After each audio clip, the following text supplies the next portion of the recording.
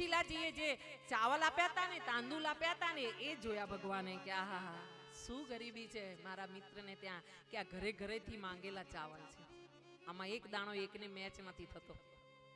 અને શું એની સાડીનો છેડો છે મારી ભાભીનો, હે કે એને સાડી કેટલા વર્ષો પહેલા પહેરી હશે, એ પછી સાડી નથી મળી. આ દરિદ્રતા છે ને મારો ભાઈબંધ આટલો સજ્જન કે ક્યાંય એને હાથ લાંબો નથી કર્યો. નહીતર કે ભાઈ કોઈ ફકીરે લખ્યું છે કે ફकीरी में भी मुझको मांगने से शर्म आती है, फकीरी में भी मुझको मांगने से शर्म आती है, क्यों? तेरा होकर के मुझसे दर दर मांगा नहीं जाता. હા હું તારો છું એમ હું લોકોને કહું, હું કહું કે હું તારો છું અને પછી હું ઘરે ઘરે માંગવા જાઉં તો તારી લાજ જશે, અને મારે તારી લાજ નથી જવા દેવી. ભલે હું ભૂખ્યો મરી જાઉં પણ હું ઘરે ઘરે માંગવા ના જાઉં. हाँ किसी से उनकी मंजिल का पता पाया नहीं जाता.